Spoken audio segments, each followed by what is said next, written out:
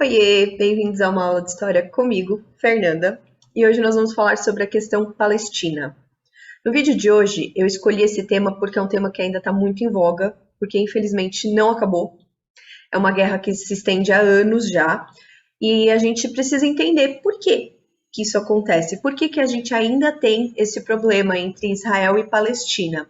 Então, hoje preparei uma apresentação para vocês para a gente entender todos os dados históricos, como que a gente chegou onde estamos hoje, e também vamos ver o trailer de um filme chamado Paradise Now, que é um filme palestino sobre essa questão, sobre como é ser palestino nos dias de hoje, tá? Então é um filme muito interessante que trabalha bastante com essa nossa ideia de homens bombas, dos mártires, etc. Então, o que leva uma pessoa a fazer isso? Então, assistir esse filme é uma questão muito interessante, tá? Então, por isso que eu trouxe o trailer para vocês hoje. E no final da aula a gente vai ver o trailer juntos para entender um pouquinho mais. Então, vamos começar? Então, cá estamos com a questão Palestina. Então, o que eu fiz? Eu fiz uma linha do tempo para gente, ok? E vamos entender um pouquinho como que tudo está acontecendo. Então, o que é importante a gente perceber logo de cara? O conflito israelense-palestino. O que ele não é e o que ele é. Tá? Porque a gente tem muitas concepções erradas sobre o que pode ser esse conflito. Então, eu fiz essa divisão aqui para a gente ver. Então, nós temos o que o conflito não é. Expansão imperialista dos Estados Unidos. Eu sei, a gente adoraria falar, nossa, os Estados Unidos que está dominando porque eles que ajudaram Israel com a ONU, blá blá blá. Gente, não é. Tá? Não é uma expansão imperialista dos Estados Unidos, não é uma maneira deles controlarem a região, não é, tá? Então, é legal a gente deixar isso bem claro. O conflito acontece porque o conflito acontece independente dos Estados Unidos, ou não, ok? Também não é o conflito civilização versus barbárie, ok? Muita gente adora dizer que, Israel é civilização e os palestinos são as barbáries, ok? Não, também não é isso, ok? São duas civilizações, ok? São duas sociedades totalmente diferentes que estão disputando um território. Então, nada disso. Não estamos na Idade Média, não estamos lá atrás pensando em coisas como essas, ok? Luta do opressor Israel versus oprimidos palestinos. Olha, é tentador falar isso, ok? Realmente tentador falar, porque realmente Israel tem muito mais recursos, eles têm mais armas, etc., mais apoio militar no país. Porém, os palestinos também brigam, ok? Os palestinos também têm os seus exércitos, também têm as suas resistências. Então, não é um opressor versus oprimidos, ok? É uma guerra, vamos pôr entre aspas, de igual para igual, ok? E continuação da Guerra Fria. Não tiramos isso, não tiramos isso, ok? Não é uma continuação da Guerra Fria, não temos capitalismo versus comunismo, não temos essa ideologia que tinha na Guerra Fria, ok? Não é essa a questão, não mais. Se algum dia teve alguma questão da Guerra Fria nesse território, não é isso, ok? E também importante, não é um genocídio, ok? Genocídio é quando uma etnia inteira, uma população inteira é liquidada. O que aconteceu em Ruanda, por exemplo, foi um genocídio. O que acontece dentro de Israel e da Palestina não é um genocídio, porque ambos os lados têm perdas. Ok, podem ser perdas menores, maiores, etc., mas não é um genocídio. Beleza, gente? Então, isso é importante a gente deixar bem claro, o que o conflito não é. Agora, tudo bem, beleza, falei, e aí? Várias coisas que o conflito não é. Então, o que é esse conflito? O que é o conflito israelense e palestino? O conflito é um conflito entre narrativas nacionais, a judaica e a palestina. O que é uma narrativa nacional? É a identidade nacional de cada povo, ok? Então, dentro desse conflito, a gente tem duas narrativas distintas, a judaica e a palestina. E elas estão lutando para se sobrepor uma à outra, ok? Agora, sionismo, isso é interessante. O que é o sionismo? O sionismo, ele é uma ideia de que os judeus precisam de um lar nacional. Ele surgiu em 1897, mais ou menos, tá? A data não é assim precisa, mas essa ideia do sionismo surgiu no final do século XIX, e desde então é um dos maiores focos, um dos maiores objetivos do sionismo é realmente a manter o território israelense somente para os judeus, ok? Então, isso realmente faz parte do conflito. Por quê? Porque essa ideia sionista de que os judeus precisam de um lar nacional e que esse lar nacional é na Palestina criou sérios problemas, ok? Para a Palestina, autodeterminação do povo. Gente, autodeterminação é você poder dizer quem você é, você ter a sua casa, o seu lar, a sua região, a sua religião, você poder ser você ter independência para isso. Isso não acontece mais para os palestinos. Desde que Israel foi criado em 1948, a gente tem alguns probleminhas com a questão da Palestina. Por quê? Porque eles foram retirando os palestinos das casas deles e dizendo o quê? Quem mora aqui agora sou eu. Então, o que o povo palestino quer? A casa deles de volta, ok? Então, é uma questão de autodeterminação do povo. E, claramente, discordâncias internas e externas, como fronteiras, direitos civis, religiosidade versus laicidade, desculpa. Então, o que é isso? Gente, obviamente, são dois povos totalmente diferentes disputando o mesmo território. Claramente, a gente vai ter discordâncias internas e externas. A gente não vai saber onde que uma fronteira termina, onde outra acaba, porque começa. Eu quero esse território? Não, mas eu também quero. Então, a gente precisa sempre pensar que realmente é uma discordância entre duas narrativas diferentes. Agora, direitos civis, religiosidade, por quê? Porque, novamente, israelenses são judeus, palestinos são muçulmanos, cristãos, etc. Então, a gente tem algumas diferenças que são fundamentais em como que um país vai ser dirigido, ok? Então, e direitos civis são extremamente diferentes, porque às vezes, quando tem o território israelense invadindo o palestino, os palestinos não conseguem voltar para casa sem passar por um checkpoint, entendeu? Então, poxa, cadê meu direito civil de ir do meu trabalho até a minha casa? Então, são questões complicadas, tá? Não estamos aqui fazendo julgando um lado ou outro, vamos só dar os fatos, a questão é essa, ok? Então aqui a gente tem o que o conflito não é e o que o conflito é, ok? Vamos agora para a linha do tempo. Então, como eu falei, isso daqui começou há muito tempo, desde a antiguidade, na diáspora judaica em 70 depois de Cristo, ok? Então, quando os judeus saíram mais ou menos daquela região do Oriente Médio, da Palestina, etc., em 70 depois de Cristo, eles se espalharam pelo mundo, ok? Eles se espalharam depois de 70 depois de Cristo, os judeus se espalharam pelo mundo, ok? E é assim que ficou desde então. Os judeus, eles nunca tiveram um país deles mesmos, ok? Porque é uma religião, etc. Então, eles estão espalhados pelo mundo. Aí, como eu já tinha comentado, em 1897 a gente teve o primeiro congresso sionista na Basileia. Então, foi aí que surgiu essa ideia de uma terra determinada para os judeus, ok? Então, o sionismo ele trouxe essa ideia com o Hertz, que criou esse conceito do sionismo. Mas o que é interessante, ele não necessariamente disse que a terra prometida dos judeus teria que ser na Palestina, ok? Ele se contentaria, disse ele, com um lugar na Argentina ou talvez em Uganda, como foi oferecido pela Grã-Bretanha na época. O problema é que após o período que o Hertz estava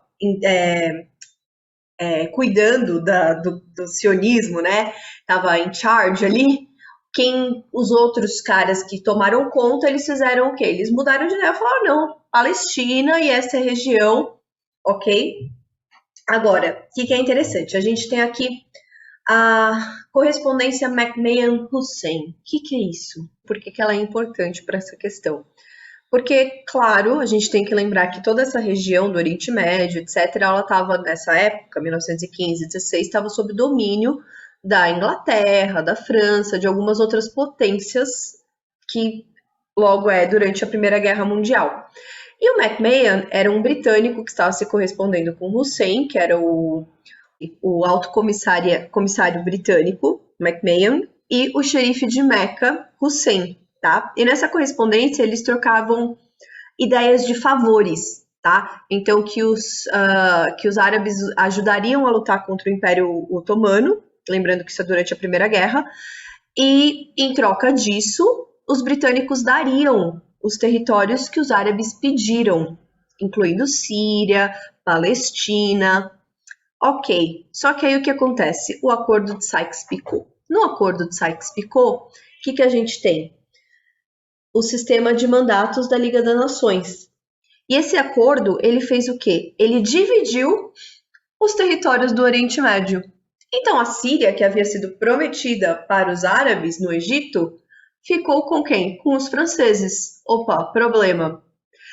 Aí vem a contradição britânica, a Declaração de Balfour. O que é a Declaração de Balfour? Foi uma promessa dos britânicos para os israelenses, perdão, para os judeus nessa época, de que eles poderiam ter o território da Palestina.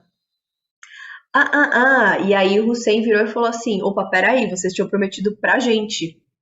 E aí ficou naquela história, você diz que me diz, não sabemos o que aconteceu, mas a questão é que os britânicos, eles se contradisseram entre a correspondência McMahon-Hussein e a Declaração de Balfour.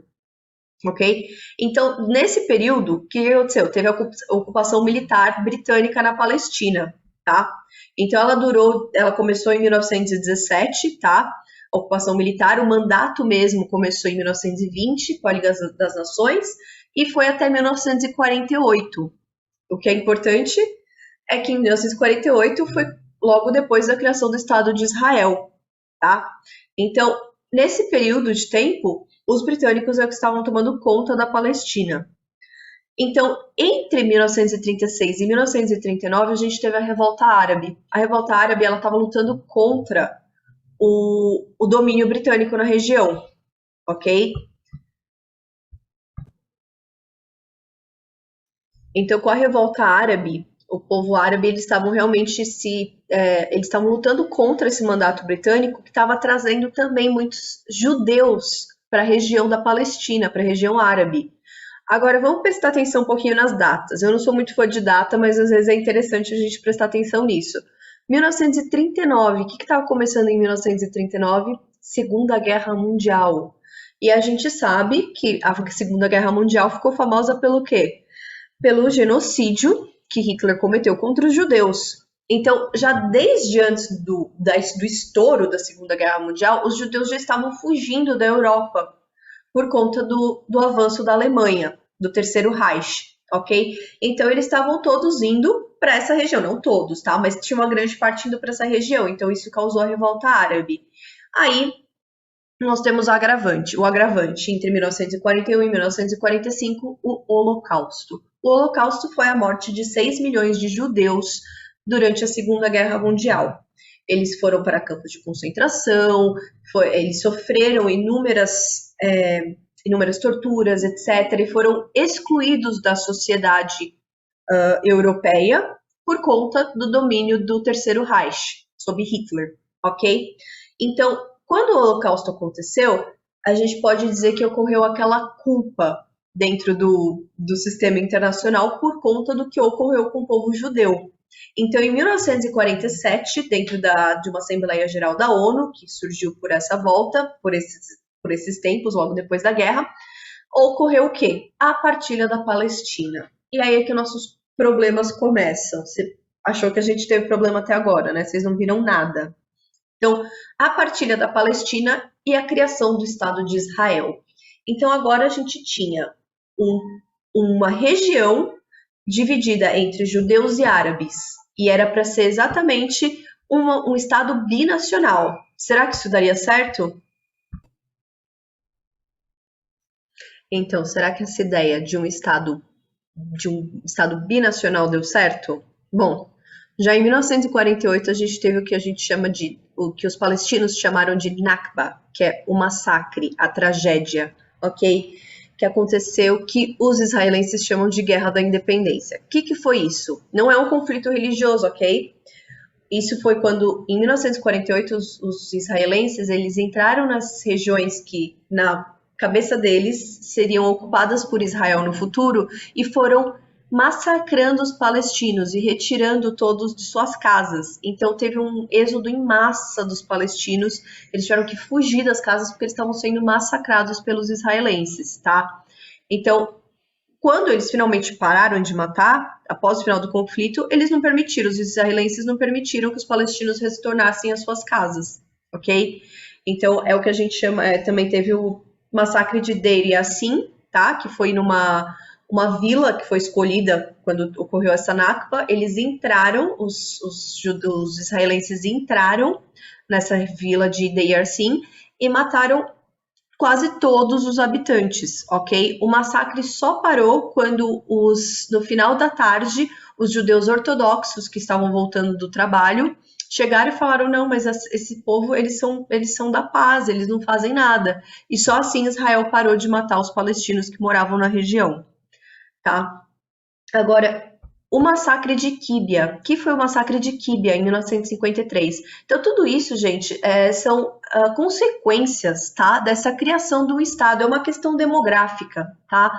A gente tem um espaço pequeno e a gente tem dois povos extremamente diferentes ocupando o mesmo espaço, tá? Não ia dar certo. A questão é essa, não ia dar certo nunca, tá? Então, o massacre de Quíbia em 1953 ocorreu da Operação Shoshana, ok? Que foi comandada pelo futuro primeiro-ministro de Israel, Ariel Sharon. Esse é um nome que a gente ouve bastante quando a gente fala da questão palestina, de Israel, porque ele realmente era um comandante militar e ele se tornou o primeiro-ministro de Israel. Então, esse massacre de Quíbia e também os massacres de Kafr Kassim, Khan Yunis e Rafah, eles são todos reflexos da crise de Suez. A crise de Suez era a guerra entre Egito e Israel pelo controle do canal de Suez, tá? Então, tudo isso eram reflexos, então os israelenses entraram nessas comunidades, nessas vilas palestinas e massacraram, por isso que são chamados de massacres, tá? Eles entravam e massacraram todos que moravam lá, tá? Agora, em 1959 acontece uma coisa interessante, que é a criação do Fatah, que é o partido político palestino, sob a liderança de Yasser Arafat. Yasser Arafat, ele era um líder laico, ele não tinha pretensões de criar um Estado religioso na Palestina, ele só queria a autodeterminação do povo palestino, ok? E em 1964 a gente tem aqui a criação da OLP, que é a Organização para a Libertação da Palestina, tá? Então, ao longo dos anos, quando a gente foi vendo cada vez mais massacres por parte de Israel em cima do povo palestino, a gente teve mais influências e começamos a ver o surgimento de partidos políticos, de organizações para a libertação, etc. Então, isso é muito interessante de ver como a conjunção dessa região foi trazendo essa consciência política, ok? Que talvez existisse antes, talvez não necessariamente existisse tão forte. Agora vamos falar um pouquinho, por curiosidade, do Ariel Sharon. Quem foi Ariel Sharon? Ele foi um comandante do exército israelense logo que Israel foi criado, e ele se tornou o 11º primeiro-ministro de Israel, tá? Então eu separei aqui uma reportagem da TV Cultura de quando Ariel Sharon faleceu em 2014. Então a gente vai assistir essa reportagem juntos.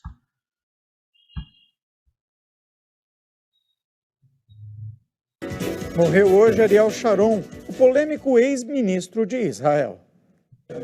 O anúncio da morte de Ariel Sharon foi feito no Hospital Sheba, em Tel Aviv, onde o ex-premier estava internado desde que entrou em coma em 2006, depois de sofrer um derrame cerebral. Os médicos previam que a morte estava para acontecer. Em 1º de janeiro, ele teve graves problemas renais, que pioraram as condições de saúde dele na última semana. Ariel Sharon estava ao lado da família e tinha 85 anos de idade. Sharon foi o idealizador do projeto de fixar as fronteiras de Israel e, na realização de seu ideal, ficou conhecido pelo apelido de Trator, tanto pelo avantajado porte físico, como por ser tenaz e impetuoso em suas ações. Mas apesar da obsessão pela nação israelense, Ariel Sharon nasceu mesmo na Palestina, em 1928. Ele fez parte da organização clandestina Haganah, comandou um pelotão na Guerra Árabe-Israelense nos anos 40 e liderou forças especiais contra o Egito nos anos 50. Nos anos 70, Sharon demonstrou ousadia, comandando um ataque ao exército egípcio no Canal de Suez. Sharon foi eleito 2 vezes para o parlamento israelense e apontado por Menachem Begin como ministro da Defesa em 1981. No ano seguinte, comandou uma invasão do Líbano na tentativa de expulsar o líder da OLP, Yasser Arafat. A ação resultou em centenas de mortes de civis palestinos em 2 campos de refugiados em Beirute e ficou conhecida como o Massacre de Sabra e Shatila. Sempre com a promessa de esmagar a revolta palestina, Sharon acabou eleito primeiro-ministro em 2001 e foi reeleito em 2003. Mas em 2005, Sharon colocou sob suspeita o sonho do grande Israel quando ordenou a retirada da faixa de Gaza, depois de 38 anos de ocupação. Sharon concluiu que Israel tinha que renunciar a alguns territórios conquistados na guerra de 1967 se desejasse continuar sendo um Estado judeu democrático. Algumas decisões acirraram a forte oposição dos palestinos, levantaram a irritação da comunidade internacional e muitas críticas em Israel. Mas com a retirada... Então, isso é um pouquinho sobre o Ariel Sharon, ok? É uma figura extremamente controversa, amado por muitos israelenses, odiado por muitos palestinos. Então, a gente entendeu um pouquinho da vida dele aqui. E agora a gente está vendo a foto de Yasser Arafat, uma outra figura importante aí na questão palestina, tá? Yasser Arafat, ele foi o líder do Fatah, do Partido Palestino, tá? E da Organização para a Libertação da Palestina. E ele no começo ele era, vamos pôr entre aspas, terrorista, ok? Então ele apoiava a guerra mesmo contra Israel, tudo, mas ele mudou de posicionamento e chegou até a ganhar um Nobel da Paz. E para a gente saber um pouquinho mais sobre ele, eu peguei outra reportagem da TV Cultura que explica um pouquinho sobre a vida dele. Vamos assistir? Olha, o arquivo especial de hoje relembra o dia 3 de fevereiro de 1969, quando o egípcio Yasser Arafat foi nomeado líder da OLP, Organização para a Libertação da Palestina. Arafat estudou na Universidade do Cairo e foi presidente da Federação de Estudantes Palestinos. Serviu no exército egípcio e com 27 anos foi viver no Kuwait. Se envolveu com a criação da Fatah e passou a liderar o braço armado da organização, dedicada ao estabelecimento de um Estado palestino independente e à destruição de Israel. Em 69, Arafat se tornou presidente da OLP. As 2 décadas seguintes foram marcadas por ataques sangrentos dentro e fora de Israel, a partir de bases na Jordânia, Líbano, Síria, Faixa de Gaza e Cisjordânia. Em 1988, o líder da OLP renunciou ao terrorismo e anos depois reconheceu o Estado de Israel. Arafat conseguiu atenção internacional e apoio à sua causa, mas morreu em 2004 sem conseguir assegurar um Estado independente para os palestinos. Então, outra figura um pouquinho Olha, o arquivo especial de hoje que nós temos é o Arafat, tá? E aqui a gente pegou o quê? O mapa do conflito. Por que a gente... Mapas são sempre interessantes, né? Então, vamos entender um pouquinho. Então, em 1946, antes de ser criado o território de Israel, a gente tinha isso aqui, que era a Palestina, ok? Em 47, quando a ONU decidiu que a criação de Israel ia ser uma coisa que ia acontecer, a Palestina ficou nestes territórios em vermelho, ok? Com a faixa de Gaza. No próximo slide, a gente vai começar a falar da Guerra dos 6 Dias e a expansão de Israel. Por que a Guerra dos 6 Dias foi tão importante? Então, se vocês observarem aqui no nosso mapa, a gente vê que a faixa de Gaza diminuiu consideravelmente. E toda essa região aqui em cima e aqui, no norte de Israel, ficou sob o domínio de Israel. A Palestina perdeu cada vez mais território a partir de 67. E a gente vai chegar em 2011, né, mas agora em 2021, mas esse mapa é de 2011 e não deve estar muito diferente. Talvez a Palestina esteja um pouquinho menor. mas a gente vê como Israel acabou entrando dentro do território da Palestina, tá? Eles isolaram os territórios palestinos dentro do próprio território deles. Então, é uma situação bem complicada que eles estão passando lá. E agora vamos falar um pouquinho sobre a Guerra dos Seis Dias. O que foi a Guerra dos Seis Dias? Ela também é conhecida como Terceira Guerra Árabe-Israelense. Ela aconteceu entre os dias 5 e 10 de junho de 1967, tendo basicamente de um lado Israel, ok? E do outro Egito, Síria, Jordânia e Iraque, que receberam apoio do Kuwait, Líbia, Arábia Saudita, Argélia e Sudão, ok? Então, dentro de todo o conflito árabe-israelense, essa foi a guerra mais rápida. E ela possibilitou uma coisa muito importante para Israel, que foi a expansão do território, como a gente viu no mapa anterior. Ele conquistou a Península do Sinai, a Cisjordânia, a faixa de Gaza, Jerusalém Oriental e as colinas de Golã, ok? Então, a gente tem que entender que essa foi uma guerra relâmpago, tá? 6 dias, foi muito rápida. Então, a gente pode fazer uma recapitulação dessa guerra. Então, no primeiro dia, houve a destruição de 309 dos 340 aviões de combate egípcios pelos caças israelenses, tá? No espaço de apenas 2 horas. Os aviões foram destruídos sem nem sair da base militar no solo, tá? No segundo dia, Israel cruzou as fronteiras da Península do Sinai. No terceiro dia, paraquedistas israelenses conquistaram a cidade velha de Jerusalém, que estava sob domínio dos jordanianos. E ainda no dia 7 chegaram ao Estreito de Tirã. E no dia 8, a Romani, perto do Canal de Suez. Então, nos dias seguintes, Egito e Síria já estavam derrotados e a guerra continuava contra a Jordânia. Com o avanço das tropas israelenses, houve a captura da Cisjordânia, que é uma porção da jordaniana próxima à fronteira natural do Rio Jordão. E aí, qual foi o saldo dessa guerra de 6 dias? Para Israel, os danos computados foram de 980 soldados mortos, 4.520 feridos, 40 aviões abatidos e 394 tanques danificados. Do lado árabe, foram 4.300 soldados mortos, 6.120 feridos, 444 aviões abatidos e 965 tanques danificados. Tá? Então, a Guerra dos 6 Dias, o saldo da Guerra dos 6 Dias mostra bastante a desigualdade entre o lado israelense e o lado árabe, ok?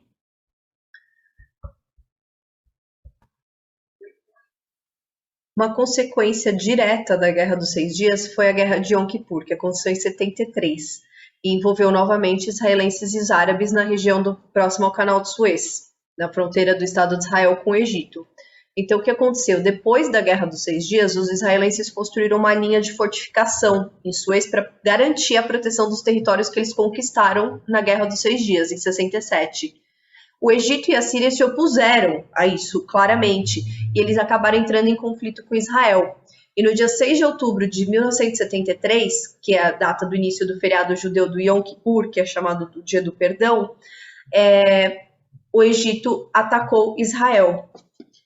E essa guerra teve como principal consequência a crise do petróleo. Tá?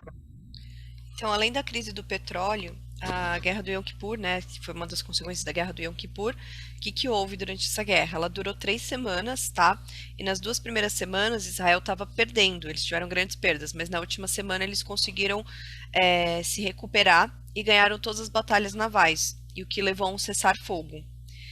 E essa guerra foi ganha por Israel com a ajuda das potências ocidentais.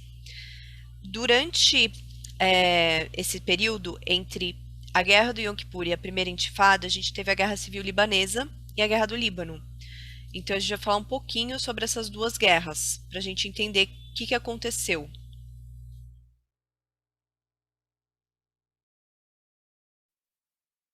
E quais foram as consequências dessas guerras que aconteceram no Líbano? A gente teve 2 guerras, a guerra civil e a guerra do Líbano mesmo, em 82, quando Israel invadiu o sul do Líbano, atrás da OLP que estava lá no seu quartel-general, por assim dizer.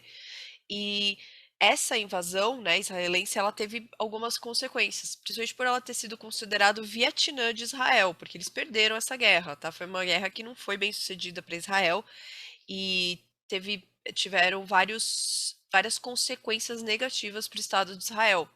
Uma delas, além de políticas econômicas, uma delas interessante é o massacre de Sabra e Shatila, que aconteceu.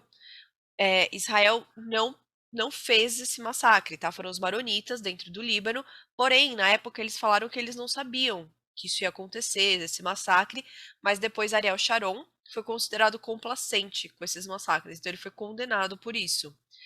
E em 1984, a guerra já estava durando há 2 anos, né? Porque ela começou em 82, a ONU resolveu intervir uma missão de paz, a UNIFIL, e o armistício aconteceu em 1990. E aí as consequências, como eu falei, foram consequências políticas e econômicas para Israel, a criação do Hezbollah, que é um partido paramilitar, que surgiu na época dessa invasão, da guerra civil, da guerra do Líbano, porque os cristãos libaneses, eles eram contra a presença dos palestinos no Líbano. E os muçulmanos libaneses, eles não eram contra, eles ajudavam os palestinos. Então, o que eles fizeram? Surgiu o Hezbollah como esse partido paramilitar de apoio aos palestinos. Então, era um contraponto à presença de Israel, que estava apoiando os cristãos contra os palestinos ali no Líbano. Então, é interessante para dizer que a gente pensa que se não fosse essa entrada de Israel no sul do Líbano, o Hezbollah talvez não tivesse surgido. Então a gente pode dizer que o Israel ajudou a criar um de seus próprios inimigos, porque o Hezbollah também é contra Israel.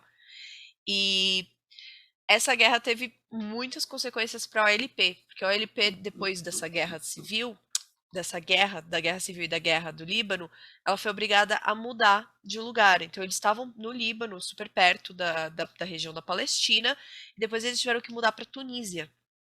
Então eles perderam esse contato, tá?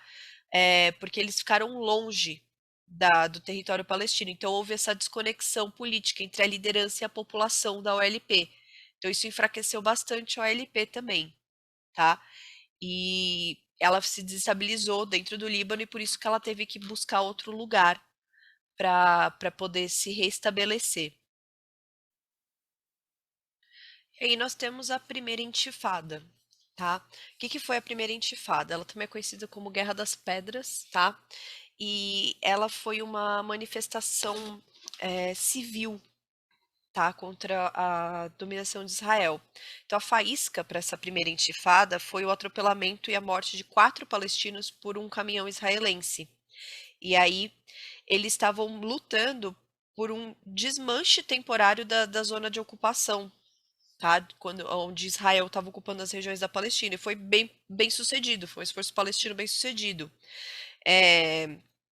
Ela é uma revolta popular e, dependendo do ponto de vista que você considera, ela é não violenta, porque os cidadãos eles se revoltaram usando paus, pedras contra um exército, tá? Então, quando o exército israelense parava de entrar em certos territórios, a primeira intifada declarava o território como liberado. E isso foi um movimento, né, foi popular e localizado de desobediência civil. Yasser Arafat, ele considerou a primeira intifada como perigosa para a OLP, porque ela ignorava a mudança social da Palestina, a OLP. Então ele precisava readquirir o controle e se reaproximar da população, porque como a gente falou, a OLP estava lá na Tunísia, então eles estavam longe. Então ele achou perigoso, por quê? Porque estava criando uma outra ideia dentro da Palestina de tomar esse poder para eles de volta. Então, pro Arafat, isso era um pouquinho perigoso. E durante a primeira intifada teve o surgimento do Hamas. O Hamas é um movimento islamista palestino, tá, de orientação sunita, e ele tem uma entidade filantrópica, um braço político e um braço armado. E ele é especialmente ativo dentro da região de Gaza.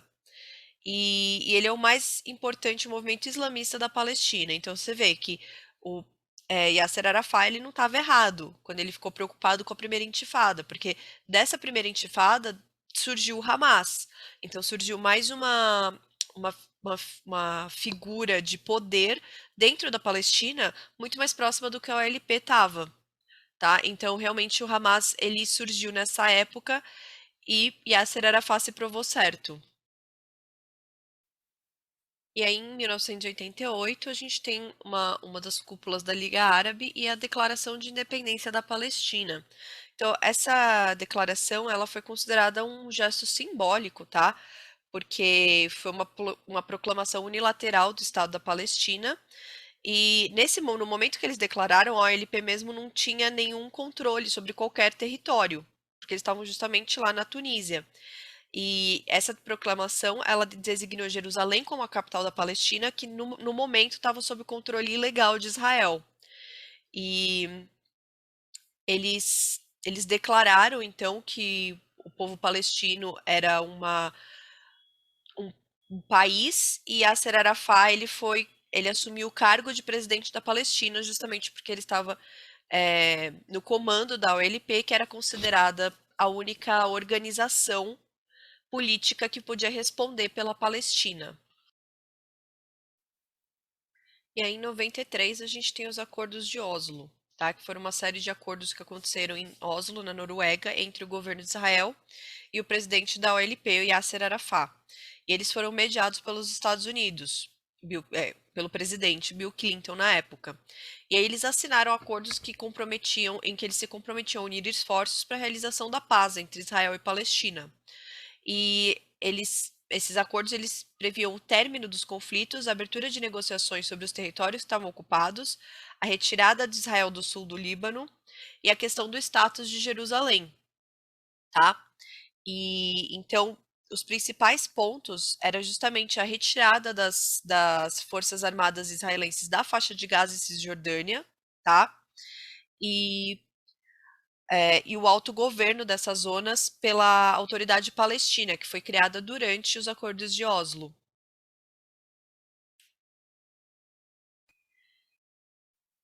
E o governo palestino da ANP, ele seria interino durante 5 anos, ele duraria 5 anos, e aí esse status seria renegociado a partir de 96. Então, quando Israel aceitou nos acordos de Oslo, no acordo de Gaza e Jericó e Oslo II, a criação da ANP, né, que foi quando a OLP se tornou a ANP, a Autoridade Nacional Palestina, eles poderiam se autogovernar, né, dentro do território israelense, os territórios palestinos dentro de Israel, porém o preço não foi baixo para a Palestina, né? Então Israel ele impôs a criação de um mercado comum com a Palestina, com obrigatoriedade de livre comércio e tarifas para produtos importados iguais para ambos. Só que a gente tem que lembrar que Israel era muito mais desenvolvido que a Palestina, que não tinha oportunidades, né, como Israel. Então, dessa maneira, eles garantiam o mercado consumidor palestino para ajudar na recuperação econômica de Israel, que era uma economia muito mais forte. Só que a circulação de bens estava livre, estava boa, só que a circulação de pessoas não. Então, ela foi extremamente restrita. Isso teve um impacto gigantesco para a sociedade palestina, porque muitos palestinos eles trabalhavam em Israel, tá? E como eles precisavam trabalhar em Israel, eles começaram a não poder entrar em Israel.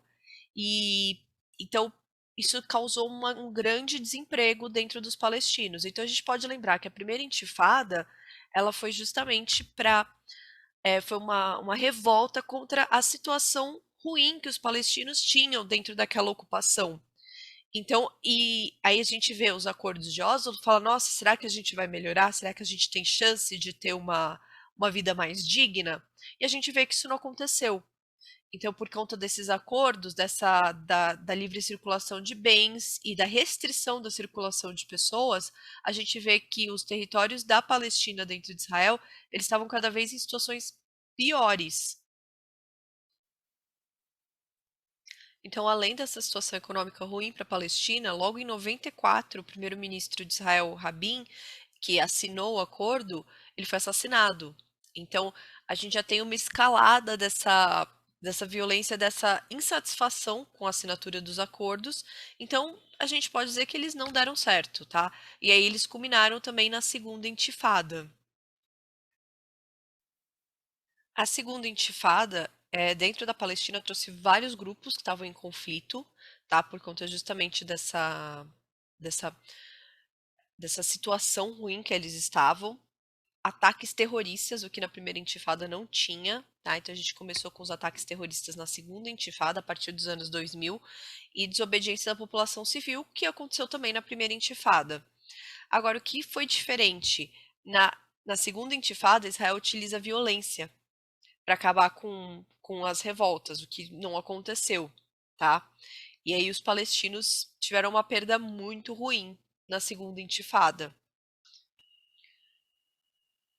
Nesse meio do caminho, Ariel Sharon ele é eleito, tá? E ele e considera o Yasser Arafat como terrorista, tá? E aí, em 2002, a Liga Árabe ela fez uma proposta de paz para Israel, uma das muitas que foram feitas ao longo dos anos, tá? E nessa proposta eles queriam a normalização das relações, o fim das hostilidades e a devolução de territórios da Cisjordânia, metade de Jerusalém e as colinas de Golã. Tá? Israel não aceitou esse acordo e ele ainda está posto. Ele ainda está na mesa. Se algum dia Israel decidir aceitar esse acordo, tá lá. Ariel Sharon, como a gente já viu, ele começa a construir um muro, né, em territórios palestinos, sem respeitar as fronteiras que foram determinadas. E então eles cada vez mais, desde os acordos de Oslo, cada vez mais a gente vê a população de colonos israelenses dentro de territórios palestinos aumentando. E aí começou essa criação de muros dentro dos territórios, de fazer os checkpoints que a gente conhece hoje, né? E a gente sabe que esse muro é ilegal, porque está dentro de um outro território, enfim, né? E aí em 2005 acontece uma coisa muito peculiar, que é Ariel Sharon desocupando Gaza, tá?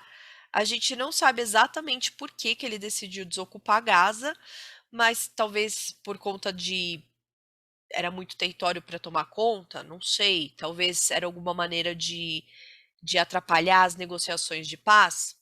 É tudo especulação nesse momento, mas a questão é, Ariel Sharon, em 2005, desocupou Gaza, ele tirou as tropas de Israel da faixa de Gaza. Então, desde que Ariel Sharon retirou as forças israelenses da faixa de Gaza, quem sustenta os palestinos lá são o Banco Mundial, o FMI, governos internacionais e até um pouquinho de Israel, tá? Então, eles, por conta justamente dessa questão de controlar o que entra, o que sai dentro das regiões do território palestino. Então, assim, desde da época dos acordos de Oslo, e na verdade desde o surgimento do Hamas, a gente tem dentro da Palestina uma disputa entre o Fatah e o Hamas. E aí em 2006 teve eleições na Palestina, tá? E todo mundo achou que o Fatah ia ganhar. E aí, para surpresa de todos, quem ganhou as eleições foi o Hamas. E após essa vitória do Hamas, conflitos violentos começaram entre o Fatah e o Hamas. 12 palestinos morreram e mais de 100 ficaram feridos, tá? E aí, depois da Batalha de Gaza, em 2007, o Hamas perdeu as posições da autoridade palestina na Cisjordânia. E eles foram substituídos por membros do Fatah, e membros independentes, né? Que não eram nem ligados ao Hamas e nem ligados ao Fatah. Mas eles conseguiram expulsar o Fatah da região de Gaza, e agora quem controla a região de Gaza é o Hamas. E atualmente o governo do Egito, né, ele é um dos grandes aliados de Israel e por isso eles fecham a fronteira de Gaza, tá? Então a região está realmente muito conturbada atualmente.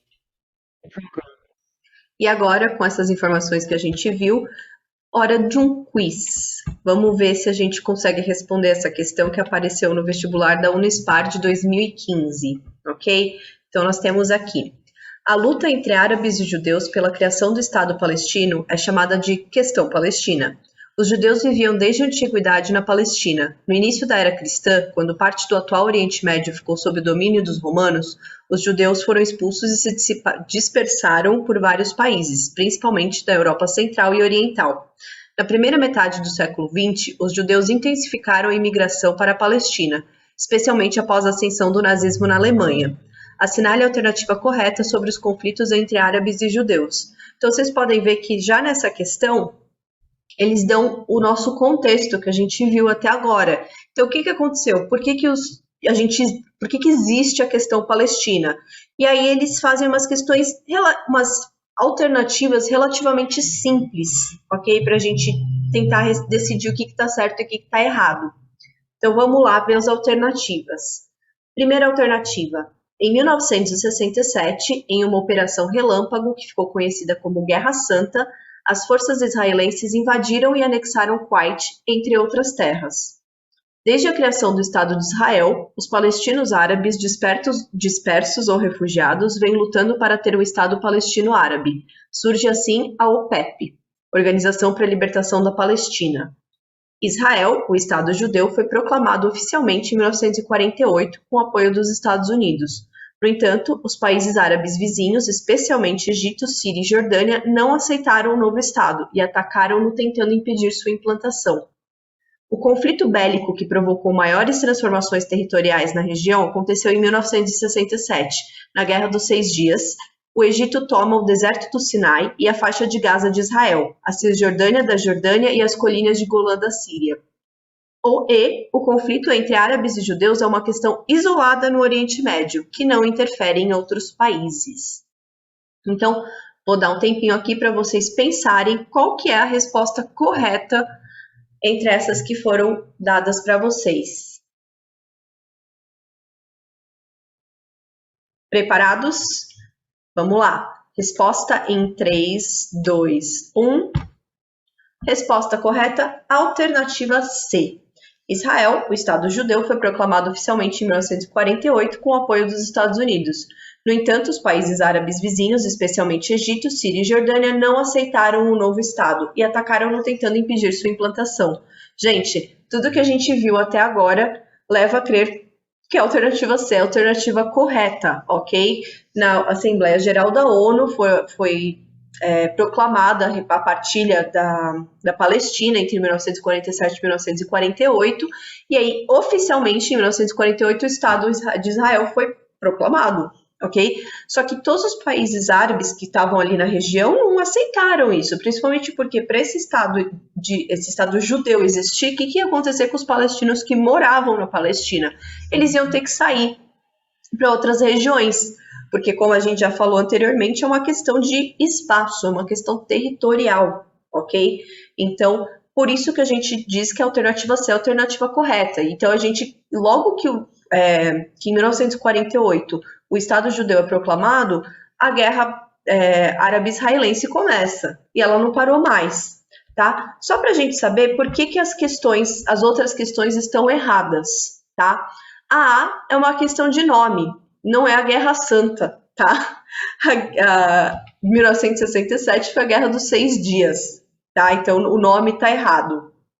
E eles não anexaram o Kuwait, tá? Não tem nada a ver com o Kuwait. Aqui, também, na B, é uma questão de nome. A OPEP não é a OPEP. A OPEP é a Organização do Petróleo, tá? Dos países que produzem petróleo. A Organização para a Libertação da Palestina é OLP, tá? A D tá errada por quê? Porque eles falaram que o Egito tomou o deserto do Sinai, a faixa de Gaza, Cisjordânia e as colinas de Golã. Esses territórios são corretos, esses territórios foram perdidos, mas quem ganhou esses territórios foi Israel, tá? A gente viu o mapa do conflito e vocês viram que esses foram os territórios que Israel conseguiu retomar, ou melhor, tomar, quando eles fizeram a Guerra dos 6 Dias, tá? E aqui a questão E, que é o que que eu estou tentando mostrar para vocês aqui nessa aula, que o conflito entre árabes e judeus é uma questão isolada no Oriente Médio que não interfere em outros países. Isso não é verdade, ok? A gente tem essa questão, tudo bem, a guerra em si, ela acontece isoladamente dentro do território de Israel e Palestina, mas a questão, ela abrange todos os países, entendeu? Então a gente vê questões como onde que a embaixada dos nossos países vai ficar?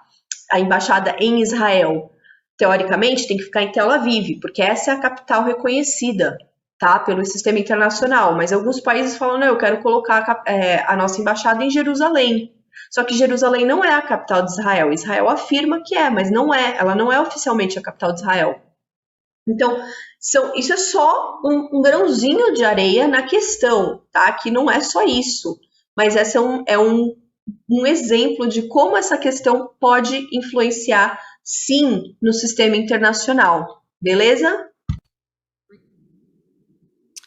E atualmente, como é que está a situação? Então, eu peguei um texto sobre o relatos de uma pesquisa de campo em Palestina e Israel do Danilo Guiralbassi, que é um bacharel de RI da Universidade de São Paulo, da USP. E ele foi para Israel e Palestina, então ele comenta como é que foi ficar lá. Então, desde que ele saiu do aeroporto, ele já passou pelos famosos checkpoints, tá? Então, que os palestinos passam horas, eles são submetidos diariamente a isso, eles ficam longas horas lá. E aí ele comenta como tem diferenças nítidas, tá? Entre os serviços palestinos e israelenses. Então, para os palestinos, uma viagem entre cidades é feita com micro-ônibus e vans, num péssimo estado de conservação, com um preço mais alto. Os israelenses e estrangeiros que desejarem são ônibus climatizados, com poltronas reclináveis, que fazem o mesmo trajeto de maneira mais rápida e com horários pré-definidos, sem passagens por postos de controle militar e por um preço muito mais baixo. Então, essa é só uma das diferenças que a gente vê entre a situação dos israelenses e dos palestinos nessa região. Tá? Então, a gente consegue ver as barreiras, tá? Entre as regiões, os muros que a gente estava falando que foram construídos, e além dos muros físicos, ele comenta das barreiras psicológicas, que são igualmente presentes e muito mais impressionantes, porque ele conversando com judeus israelenses que moram em Jerusalém Ocidental, eles contam que, por mais que eles conhecessem outros países, eles nunca haviam estado em Jerusalém Oriental, e que desde criança eles aprenderam que os bairros árabes são bairros perigosos, e que eles acreditavam que para ir de Jerusalém Oriental, onde o Danilo morou por 4 semanas, a Jerusalém Ocidental, onde ele se encontrou com esses judeus, ele tinha passado por um posto de controle militar. E aí o Danilo teve que explicar para esses judeus que não, na verdade eu só atravessei uma rua. Então, para a gente ver como as barreiras psicológicas são super fortes lá. Então, todos esses anos de conflito e de divisão dentro da região de Israel e Palestina, elas tiveram esse peso nas pessoas que moram lá. Então, a gente realmente vê como é difícil essa região.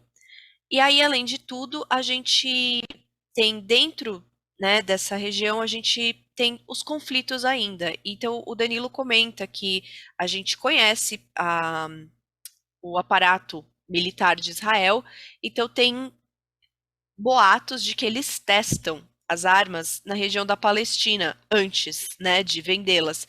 E o Danilo disse que sim, que uma região que ele passou, ele conseguiu sentir os resquícios da bomba de fedor, que gruda no corpo, nas roupas, tudo, por horas. Então você vê que realmente Israel testa os aparatos militares deles na região da Palestina, que é bem triste.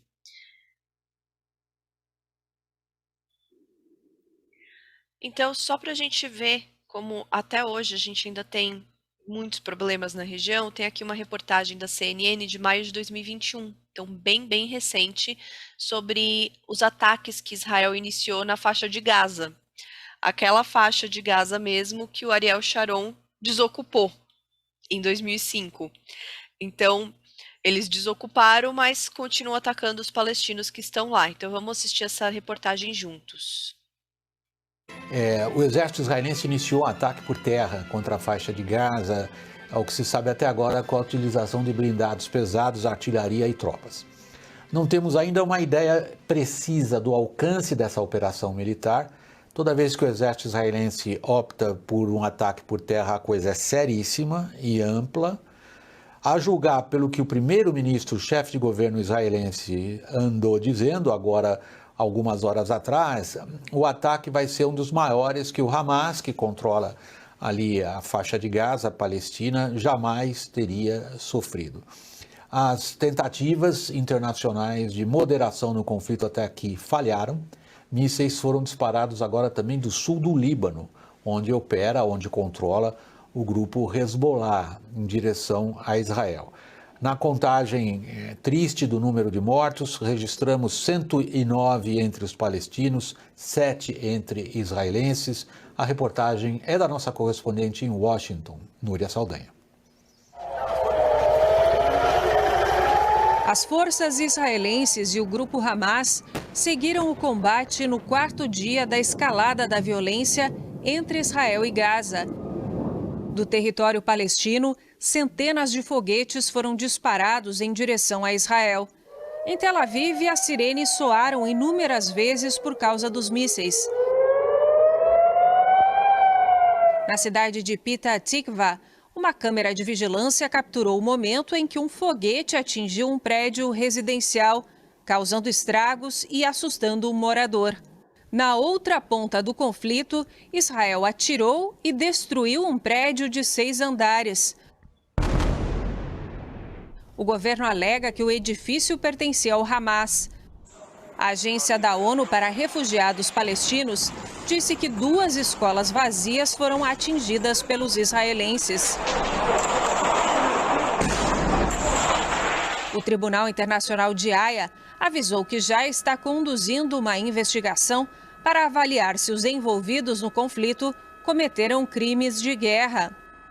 O governo de Israel reforçou o número de soldados e tanques na fronteira da faixa de Gaza. 3 brigadas estão posicionadas na região.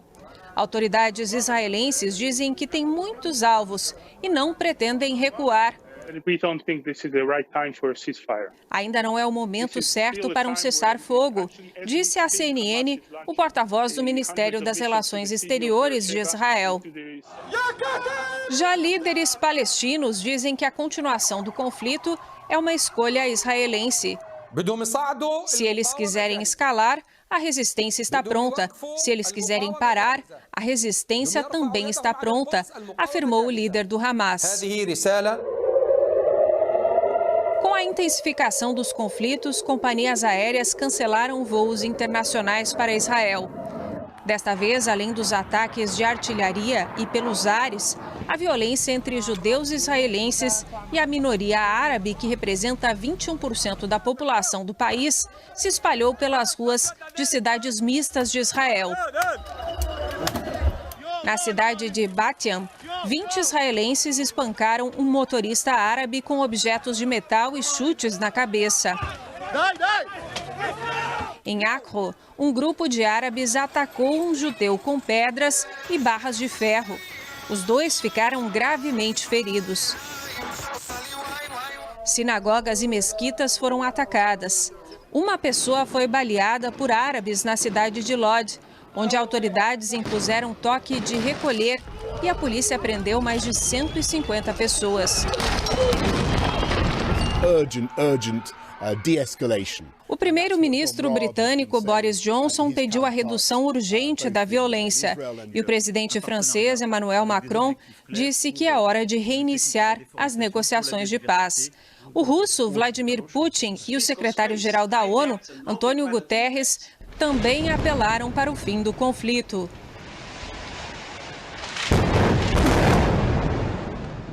Aqui nos Estados Unidos, o presidente Joe Biden se juntou ao coro de pedidos pelo fim dos ataques e disse que quer ter mais conversas com líderes da região.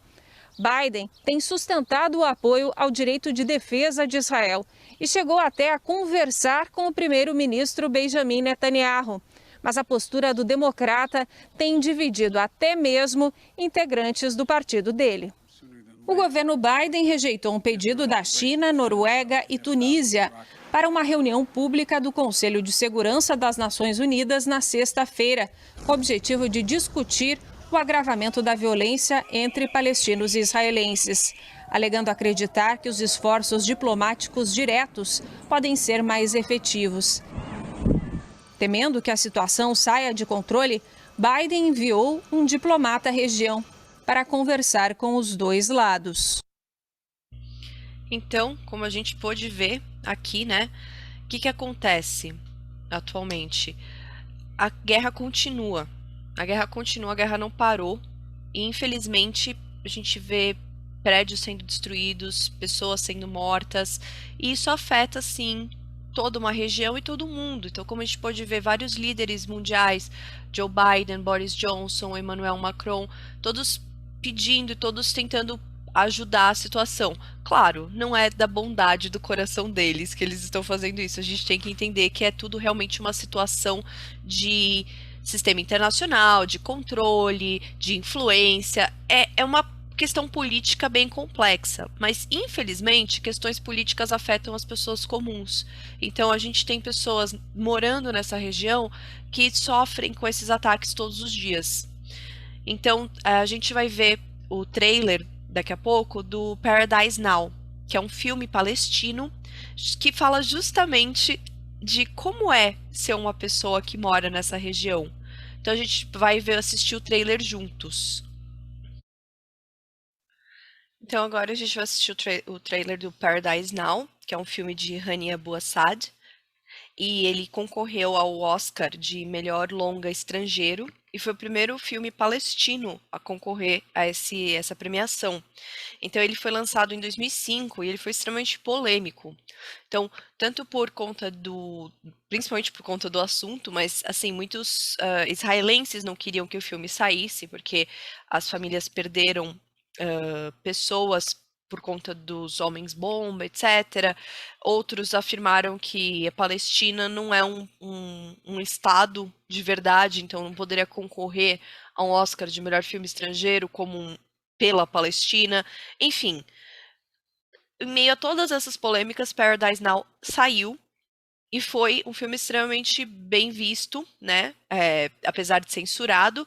É um filme muito bom para a gente compreender essa questão dos homens-bomba, de por que eles fazem isso? É só uma questão religiosa? Então o filme mostra, porque a gente tem essa ideia, né, de que o homem-bomba é aquele terrorista e ele é o outro. Ele tá afastado da gente, a gente não consegue se ver numa pessoa que põe uma bomba no corpo e se explode para provar um ponto, né? Então, o que o Hania Bouassad fez nesse filme foi justamente desconstruir essa ideia, esse estereótipo do homem-bomba. Então, ele mostra a vida dos dois personagens principais, o Khaled e o Said.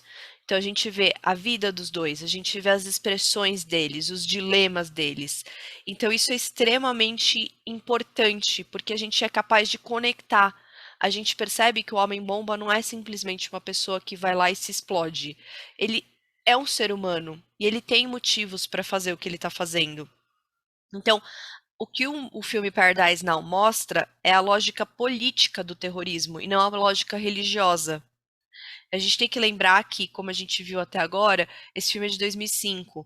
Então, a situação ali na Palestina era a seguinte: os acordos de Oslo aconteceram e eles foram uma falácia, a gente sabe disso. A ocupação israelense continuou. Era para todos os israelenses terem saído da região da Palestina até em 5 anos, e isso não aconteceu. Então, estava toda essa questão complicada, que o acordo de Oslo foi uma mentira. O Fatah, que é o partido político que estava tomando conta das regiões da Palestina, da Cisjordânia, da faixa de Gaza, etc., eles estavam envolvidos em muita corrupção. Na época, eles se envolveram em grande corrupção. Em 2006, como a gente viu, o Hamas acabou ganhando. E o Hamas ele levou esse lado terrorista mais para frente. Então, o Hamas é mais violento do que o Fatah. Então, como a via política falhou, o corpo aparece como único meio de expressão, o que é o dilema dos protagonistas. Eles se encontram numa situação, eles moram na cidade de Nablus, que fica na Cisjordânia, e você vê no filme que é uma cidade cheia de carro velho, parece um lixão, uma cidade parada, que não tem nada acontece. Então, como é que eles vão se livrar dessa situação? Se todos os meios políticos, os direitos humanos, tudo falhou com eles. Eles sentem como se eles não tivessem mais escolha. Então, o meio de expressão que eles encontram é realmente o corpo. Então, se eu não posso mais lutar politicamente, eu não posso mais lutar com a minha voz, então eu vou usar o meu corpo. Então, é realmente bem interessante a gente observar isso nesse filme. Porque a gente tem essa ideia de nos afastar, né? Ah, não, isso é fora da nossa realidade, mas não é. São seres humanos que estão lutando para ter uma vida digna, para ter o mínimo que todo mundo gostaria de ter. Então, vamos assistir o trailer agora e a gente fala um pouquinho mais depois do trailer.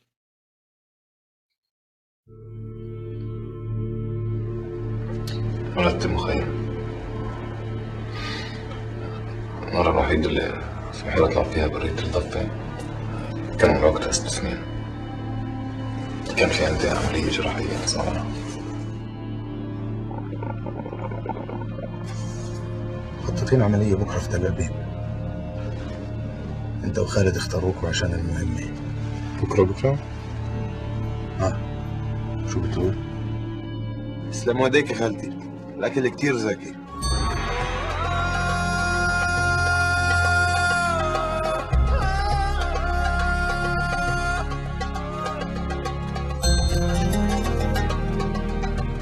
عن جد أنت مطرب عزام؟ احكي إنه كان بطل. أكيد أنت فخورة فيه. يمكن أفضل يكون بعده عايش من ما أكون فخورة فيه.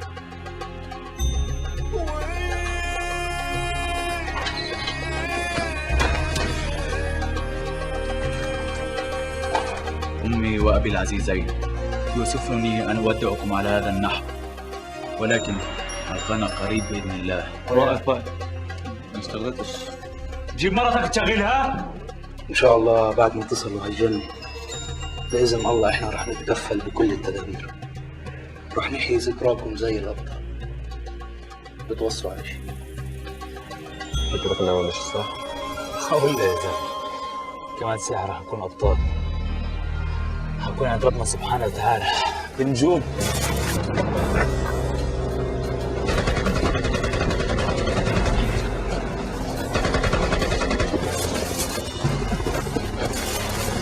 شو صار؟ تعرف شلون سعيد؟ في احتمال إنه سعيد خاننا وانمسح. رح نأجل الهجوم لحد ما نعرف شو عم بصير. سعيد عم بمشي في كل بدي عليك، كيف بدي لك اياه؟ إحنا موجودين تحت خطر شي صاروخ يقع على روسنا بكل لحظة.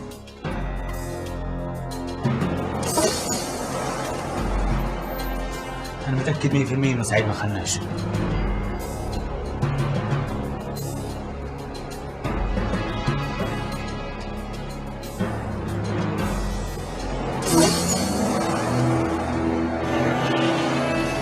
والله العظيم إنك عنياتك مش حرية بدون كفاح. لازم حدا يضحي بحاله. طول ما في ظلم واحتلال في تضحية. هذا مش تضحية، هذا انتقام.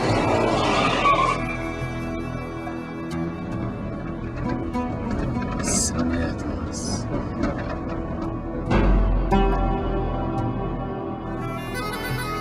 المهم يعني بلعب دور الجلاد والضحية. بنفس الوقت أنا شو بضلش شيء غير ما يكون مقتول والقاتل رد الفعل.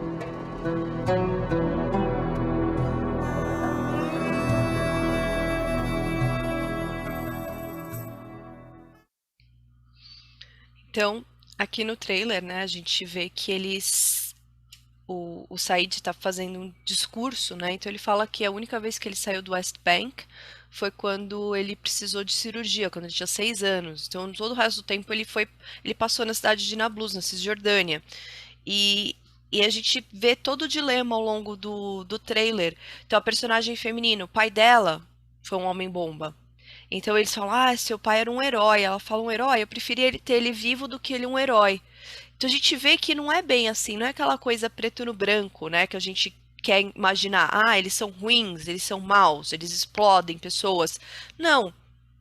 O próprio Said, ele termina dizendo, quando a gente teve essa situação de opressor e oprimido, que eles se sentem oprimidos, né? Porque nessa situação que eles estão sendo realmente oprimidos. Ele fala, eu não tive escolha a não ser o assassino e o assassinado ao mesmo tempo. Então eles realmente se encontram num beco sem saída. E a única saída que eles veem é essa, infelizmente. Então, vale a pena assistir esse filme, é um filme muito bom, é um filme que realmente mostra um pouco do outro lado, que a gente não vê através da TV, porque a TV, ela realmente, ela deixa tudo muito... são meio que cápsulas, né, do que a gente vê. A gente viu a reportagem da CNN, então a gente vê todo mundo explodindo, nananã, mas fora tudo isso, tem pessoas que moram, que têm uma vida normal, vamos dizer assim, lá. Então a gente tem que ter essa visão, e esse filme traz isso pra gente, tá? Então a gente pode ver, por exemplo, é interessante porque a cena que o Khaled precisa gravar o depoimento de despedida, com a bandeira palestina atrás e carregando uma metralhadora, ele está visivelmente desconfortável. Ele não sabe o que ele está fazendo, então a câmera para de funcionar. Tudo aquilo é uma montagem, porque os grupos terroristas, eles precisam vender essa imagem de que eles são ruins e que eles são, não ruins, mas que eles estão lutando pela religião e pelo ideal deles, e não necessariamente é uma coisa tão além do que simplesmente eu não tenho outra escolha. Eu tentei de tudo e é isso que me restou, sabe? Então, é muito interessante a gente assistir esse filme justamente para compreender toda essa questão. Então, por isso que eu escolhi fechar a aula de hoje com o trailer de Paradise Now e ficando aqui com a dica para vocês assistirem, tá? Para compreenderem um pouquinho mais sobre essa questão que não é tão simples assim. Na verdade, não é nem um pouco simples. Eu agradeço todos vocês por terem assistido a minha aula de hoje e espero vê-los mais vezes por aqui. Valeu, gente!